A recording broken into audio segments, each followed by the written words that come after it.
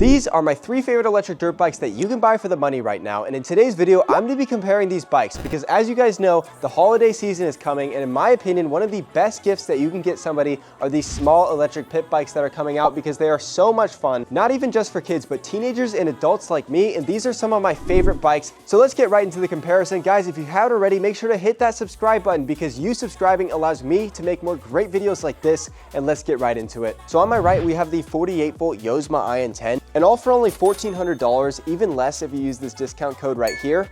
In the middle, we have the Ionic Alpha Pro. With shipping and taxes, this bike is gonna run you around $2,500. You can get $75 off if you use this discount code right here. And on our left, I have the Vipu H3 coming in at around $1,300, only $1,200 if you use this code right here.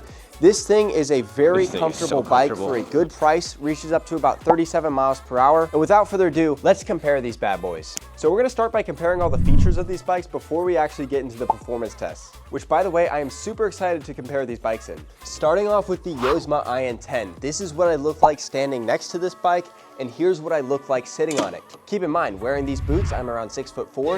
You can see that I actually have plenty of room for my knees, which is pretty awesome. A lot of pit bikes don't actually offer that. Due to my long femurs, my butt is pushed all the way back to the rear of this seat, and there's actually not much padding on the back of this seat, which means that it can get a little bit uncomfortable, especially for taller riders, but the overall shape actually isn't that bad. I can sit on this thing pretty comfortably and have a lot of fun on it. Now for the Ionic Alpha Pro, you can actually see that it has the same exact frame size as the Yozema. Now, if I hadn't upgraded the wheels and the suspension, you would actually find that this bike is much taller. It has taller front forks, it has a 17-inch wheel in the front and a 14-inch wheel in the rear, compared to the Yozema's 14-inch wheel in the front and 12-inch wheel in the rear. So this isn't exactly a true representation of how big this bike is. Now for the Vipu H3, here's what I look like standing next to it, and here's what I look like sitting on this bike. This bike is way more comfortable than the other two. You can actually see that even though I'm scooched towards the back, there's a bunch of padding on the rear of this seat, which makes it super comfortable for my butt. Also, the material they made the seat out of is much better than the other two. This stuff is super soft, it's almost gel-like. On top of that, I have plenty space for my knees, which is always awesome. So assuming you're a smaller rider than me, which most people are, this thing is going to be super comfortable for you and a better option than the other bikes in terms of comfort. Now for the electronics, the Yozema packs a punch for the money. For only $1,400, you get a programmable far driver controller, a 48-volt 23.5 amp hour lithium-ion battery, as well as a 2,600-watt motor. This bike can be super easily upgraded due to its programmable controller. So if you had a 72-volt battery that fit in this bike, technically you could just slide it in with the same motor, with the same controller, use a programming dongle, and actually get it to work with this bike, making this bike way faster. The top speed I've been able to reach with this bike, GPS verified, is about 36 miles per hour. And my favorite part is that it actually has quite a bit of torque, so I'm able to wheelie this bike very easily, much easier than the Studio Solio 1 or similar bikes in this price range. Now the Ionic Moto packs a real punch because it uses a 72-volt 25 amp hour battery that's built with Samsung cells. This is a super high quality battery, it's very dense, and it actually gives you pretty good range. On average, I'm able to get around 25 to 30 miles of real world range with this bike, which guys, for the price of only $2,500 is pretty good because realistically, there's a lot of $3,500 bikes that struggle with that. The motor is 72 volts, 6,000 watts nominal, which means it's able to handle a lot more power than they're running through this motor out of the box. So if you were to upgrade this battery, which I don't even feel like you need to, you could probably run like 10,000 watts through this motor. It's the real deal. It also has a 72 volt, 100 amp programmable far driver controller. So it's a bigger controller than the Yozema, which means it can handle more amps, it can handle more juice, and therefore your bike's gonna go a lot faster. This thing has a ton of torque. Now the Vipu H3 has the same size battery as the Yozema at 48 volts, 23.5 amp hours. It has a 2,000 watt motor in the rear, which they claim they're running at 4,000 watts, but I feel like that's kind of a lie. And the controller is a sine wave controller. I'm not sure if it's branded or not, but I don't think it's programmable like the other bikes. The top speed that I've gotten out of this bike is around 37 miles per hour though, so it's pretty good. For suspension on the Yozema, we have unbranded motorcycle suspension. It's non-adjustable, but it's pretty good out of the box. The Ionic Moto uses the same type of suspension that the Yozema IN10 uses, but it's just a lot taller. So due to this bike's stock suspension, it has a higher seat height than the Yozema at 31 inches compared to only 27 inches. Now the suspension on the Vipu looks to be the same as the Yozema, but it almost seems to be a little bit taller in the front and a little bit taller in the rear to make the seat height of this bike 31 inches, the same as the Ionic Alpha Pro if it's not obviously modified. Again, super cushy, if not maybe even a little bit better than the Yozema. You know what? I'm not sure what it is, but I almost feel like this wins over the other bikes. Now, believe it or not, the brakes on all 3 of these bikes are the exact same. All right, so of course we cannot forget about the cockpit setups on these bikes. They're all unique, so let's go over them. So starting with the Yozema IN10, this one is very simple, but I like it a lot. So we have our little key right here. We put it in the slot right here, turn this bike on, and then we have a colorful LCD display. We can go through this display by pressing these buttons. This is a really good display design. I love these. They're very simple and very easy to read. Of course, right here, we have a button for our light switch. This light right here is super bright. It will flood your entire neighborhood like a mile down. You're gonna be able to see everything you need to see at night. So this is a great light to have on a bike, especially out of the box. It's one of the best. Of course, we have these DOT brake levers. Usually there's a bar pad here, but I took it off. We have a nice electric throttle here. Nice. It's pretty snappy. And then we have our front brake lever. Overall, I give this cockpit setup an 8 out of 10. It's very simple, very easy to use. I love it. Now, the Ionic Motos dashboard is basically the same as the Yozema, but it's missing one key detail. You can see we have the same display here, which is awesome, the same brake levers, but we have no light and no light switch, which definitely gives the Yozema an edge over this Ionic Moto. I would really like to see that light on this bike. And now for the Vipu, my favorite dashboard of all. Of course, we twist this little key right here. We have a monocolor display. I prefer a color display, but this is all right. It's sort of the same settings here. You just press this button to go through the modes. Over here's where it gets fun because we have a hazard light. We have our light switch for this very bright headlight in the front. We have our turn signals. And then of course we got our horn button. Of course, we have these silver brake handles right here, these very unique stylized grips. And then this bike has a better throttle than the other bikes because it's much more snappy. And let's not forget about this very nice bar pad right here. Okay, so these bikes are all very cool, but what are the actual performance differences? Let me throw on a helmet and we're gonna find out. By the way, guys, I'm making videos like these all the time, so if you're not already subscribed, make sure to go ahead and do that because it allows me to make more great videos like these. And let's get into these tests. All right, guys, so we're gonna start with the Vipu first. We're gonna go over top speed, wheelie ability, off-roading, general comfort, and then of course a hill climb test just to gauge how this bike feels. And we're gonna repeat this test across all of these great bikes, and then we're gonna compare our results. So let's get right into it. I'm very curious. Turning this bike on, got our little monocolor display. Mode 3, let's get out of here. All right, y'all, so first ride using my 17 Pro Max. Of course, we got our speedometer app going. We're in speed mode 3 right now, and it looks like we have a full battery. So I'm just gonna pin the throttle here, and we're gonna see how fast we get on this bike. So far, it says we're going around 30 miles per hour, 31. I think I'm gonna turn around because we are going slightly uphill. Changing to a slight downhill. It's very slight. When I say slight, I mean the pitch is there.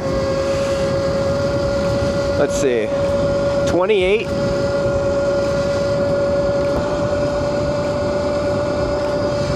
Interesting. So for top speed, it looks like we were only going around 31 miles per hour. Of course, now we gotta see how this bike wheelies. I don't know if it quite has it. Ooh. Maybe if you lean back a lot, it does feel a little bit weird because it has that sine wave controller. It's not as smooth as the far drivers. So the acceleration curve definitely takes some getting used to. Woo. Now this bike is buttery smooth. I have to say that. Like, if comfort is a huge thing for you, like just how smooth this bike is really incredible. You know, I'm leaning back and forth. The suspension is incredibly plush. This seat is amazing. I wish I could have a seat like this on all of my bikes. I love the size of this thing because it's so small and unassuming, but when you actually sit on it, it's very comfortable. Like the position my legs are in, it just feels amazing. I've definitely had much worse experiences as far as comfort goes. And when I say much worse, I mean, you know, this is actually amazing and those were pretty bad. Gosh, I mean, this just feels amazing. I think as far as jumps go, this would be a good bike. The weight balance from what I felt earlier is a little bit weird, but if you can get over that, it's a great trail bike. I mean, this is just so buttery smooth. I feel like I'm hovering. Now we've come to our hill here. Here's where we're gonna do our hill climb test. This is a pretty good representation of your average off-road hill. It's actually pretty steep, pretty rough. We're gonna set a little timer here, or I'm just gonna say 3, 2, 1, and I'll put it on the screen. All right, are we ready, boys? 3, 2, 1, let's go. All right. So, picking up speed smoothly. Gonna try to keep the same route here. All right, we're at the top now. Okay, that must have been around 18 seconds. And with that, we're gonna go check out the Alpha Pro. I mean, gosh, this has to be one of the most comfortable bikes I have ever ridden. It sounds like glaze, I know. I mean, this thing just glides, dude, especially for having a 12-inch in the rear and a 14-inch wheel in the front. You wouldn't expect to feel so comfortable, you know, speeding down these hills, even if this bike isn't that fast. Now, another thing you gotta keep in mind about this bike is that it has a very big mid-frame, and there's actually a lot of room for extra battery space. So if you wanted to upgrade this bike, the battery only goes up to around here. There's a bunch of empty space. You can throw in a huge battery into this bike. You could totally upgrade the controller. You could totally, you know, just run more power through this motor, because this is the same thing that this is the same motor that the Tudio uses. These can handle a lot of power, and you can make this bike much faster. I think the frame alone for the money, because this thing is actually, you know, pretty budget as far as electric motorcycles go, is worth it, right? The performance, a little bit on the slower side, but this thing is so comfortable and the size is so nice. I just had to glaze for a second. Now let's go to the Alpha Pro. My brand new phone almost fell out. That would have sucked. Okay. This thing is so comfortable. Oh, that felt like nothing. What the heck? Sorry to glaze again. Holy crap, this bike is comfortable. That's the big stressor with this. If you're an adult, you can fit on this bike really well. It's not crazy fast, but the comfort allows you to jump this thing. It allows you to just do things that you normally wouldn't feel comfortable with. Again, for the money, especially if you use my discount code, it's even cheaper. Like, holy crap, does this bike feel nice to use. And you can upgrade it so easily. So absolutely an amazing bike. We're gonna move on to the Alpha Pro. This is my favorite bike, in my opinion, out of these three. Again, it is more expensive, so you guys are gonna judge if it's worth the money. All right, so now for the Alpha Pro, and I will tell you, this bike is not nearly as comfortable, but whew, it is quite a bit faster. This bike has very quick acceleration. Keep in mind, we did reduce the wheel size on this bike, so the top speed isn't gonna be as fast as it was out of the box. Just the acceleration is gonna be faster. So looks like we're going around 43 miles per hour. Can we get a little faster? Whew. Oh my goodness, this thing is quick. Yeah, so out of the box, I was able to hit speeds at like 50 miles per hour with this thing. Of course, we reduced the wheel size here, and we're still getting good top speeds. Let's see. You guys clearly saw that we were hitting around 44, 45 miles per hour with ease on this bike. Now for the wheelie test. This is where this bike really shines. I mean, it just does it so easily. And you guys, I've never been great at wheelies, but you know, ever since I got this bike, just the amount of power it has and the stability has been really amazing for me. And I mean, for the price, you can't beat it. Let's do one more. Oh my God, yeah, buddy. Yeah, this is what this thing can do for you. Let's go. Woo-hoo-hoo-hoo! Hey, tank slap, let's go. That's actually a pretty good wheelie for me. This bike can absolutely send it. Now, we're gonna take this thing off road. Gotta be pretty cautious because, again, we did throw the road tires on it, so we might be slipping out a lot. But again, I do wanna show you guys how this thing performs, so let's get right to it. All right, for the off-roading, we're gonna take another little trail right here. This one is definitely a lot more claustrophobic, but it does lead us to the same hill, so we can do our little hill climb test. I really do wanna shred it on this thing, but it is a bit more sketchy, especially with the road wheels. We also have to keep in mind, you know, this bike is not as comfortable in general as the first one, which is surprising. You know, you think a more expensive bike would be more comfortable. It just isn't. It's not as big. Let's get under this. The foot pegs are a lot more cramped, so my knees are kind of, you know, a little bit more bunched up, which, you know, for having long femurs, being 6'2" with mostly legs isn't too comfortable. I think for most people, it's fine. For me, it is not. We're gonna test these brakes here, going down this hill. And guys, I ride this bike all the time, by the way. Any knock that I have on it isn't really that serious because it is my main choice for commuting, mostly because of that speed and power, which I showed you guys. Off-road, the suspension on this bike as well as the seat doesn't combine for quite as pleasurable of an experience in terms of comfort as the previous bike. But because it's so fast, it's almost like the wheels just want to spin out from under you and you have to lean forward. We're gonna go through some sand here. Whoa. The wide angle lens for this camera doesn't quite show it, but the thing is very fast. Okay. We're going to start from the beginning of this hill. We're going to go to the same spot. I'm going to say now when we make it to the top. Again, this is going to be a little bit slower because of the road wheels, but still is going to be way faster. I already know that. All right, 3, 2, 1, go. Oh yeah, we just spun out. Oh my God. This is really sketchy. I have to like half throttle. What the heck? Ooh. Okay. All right, now. Ooh. Okay, and that wasn't even as fast as this thing can do it. I had to limit this bike because I didn't want to slide out. It's ridiculously fast. But without further ado, let's go grab the Yozema. Ooh. What's good, dog? Row, row, row, row, row, row.